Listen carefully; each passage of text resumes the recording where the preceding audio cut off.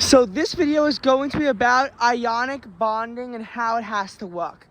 But before we get into ionic bonding, the thing I want to talk about the arrows, where you increase down a row and decrease down a column, and vice versa. So when you increase down a column and decrease down a row, that's atomic radius, ionic radius, and metallic properties. Meanwhile, for the other one where you decrease down the column and increase across a row, that is for the ionic energy, electronegativity, and non-metallic properties. So again, we have all that stuff going on in the periodic table, and it's very fine and all. But anyway, how does ionic bond work? So we have three types of chemical bonding, and ionic bonding is always between a metal and a non-metal. What the hell? Now, as far as semi-metals go, if it's a metal and a semi-metal, then a semi-metal is always going to act as the non-metal in such a case.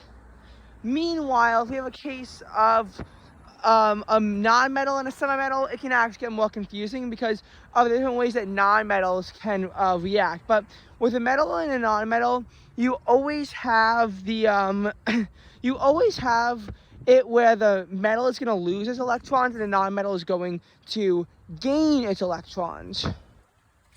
Can a non-metal actually lose electrons? Yes, in covalent bonding.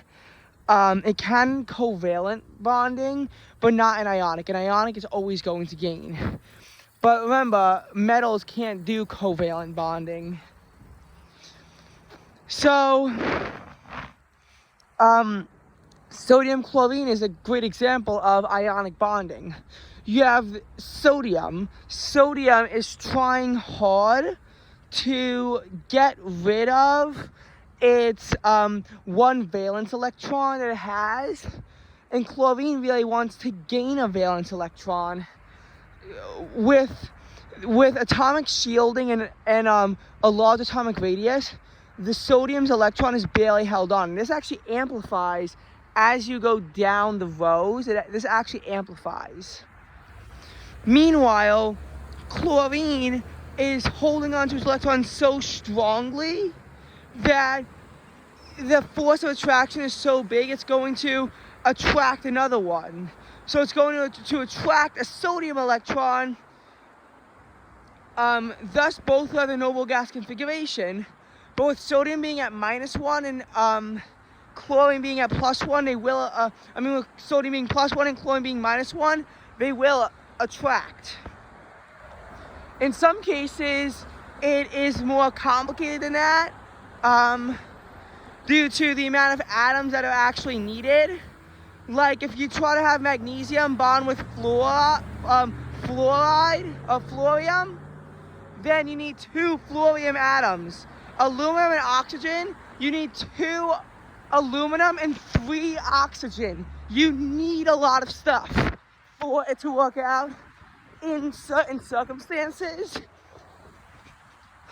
because again, they have to all achieve the noble gas configuration. It has to be mutualistic. If it's communalistic or paritist, then it won't work. That's also why noble gases won't bond unless they are absolutely forced to, and even then it has to be the noble gases further down.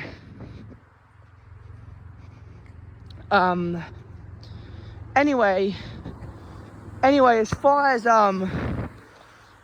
these go, it is called aluminum oxide. It's not called dialuminum trioxide. We save that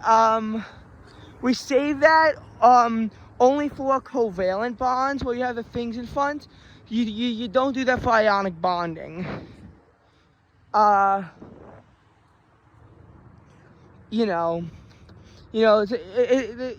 That's how they work. So there are several ways that you can identify whether or not it's an ionic bond. One way to test it is that they're always hard but brittle.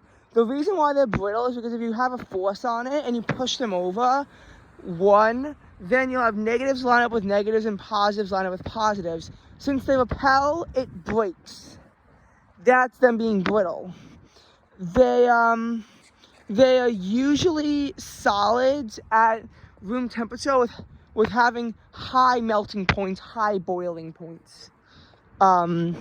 Usually ionic bonds are in the gaseous phase. In the solid phase. Also, the electronegativity between them usually has to have a difference greater than 1.70. Notice the extra O there for the use of significant figures. It's not that we really needed to have that extra zero there, but it gives a more accurate sense of precision. So in the case,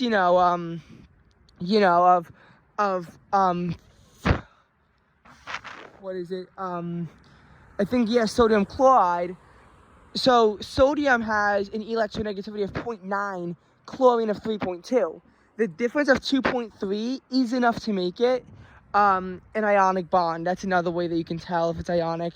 You always have a metal versus a non-metal, and there's some other properties I'm not exactly too sure of.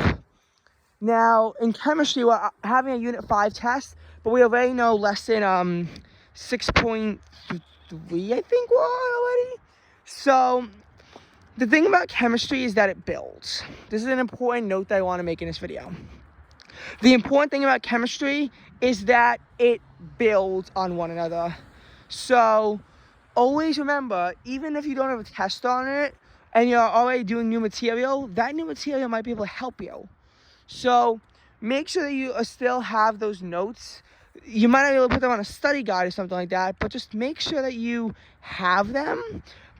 You'll be better off using that knowledge to the test. It's not like something like biology where the way that it's structured is that nothing builds on one another. And in those cases, yes, it can be annoying to have to start a new unit and then do the test because it's not on the same concepts. Biology doesn't build, but chemistry does.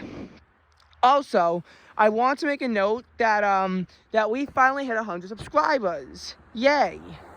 However, how will the A Day in the Life video work? Well, it's probably going to actually wind up being scattered out across quite a few days, as I have to save video clips to get a good video going. I have to get a lot of clips at once.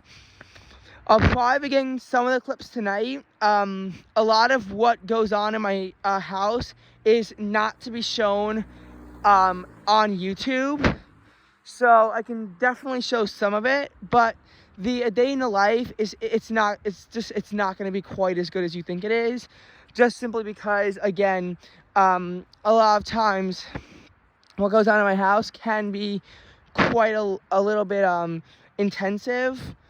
I do like to privatize most of my life, so I'll kind of be showing you a good amount of my life, kind of on the most I'm comfortable showing, but it's definitely going to leave out some good portions, but that's just the way that life kind of is in my house. So, thank you for watching.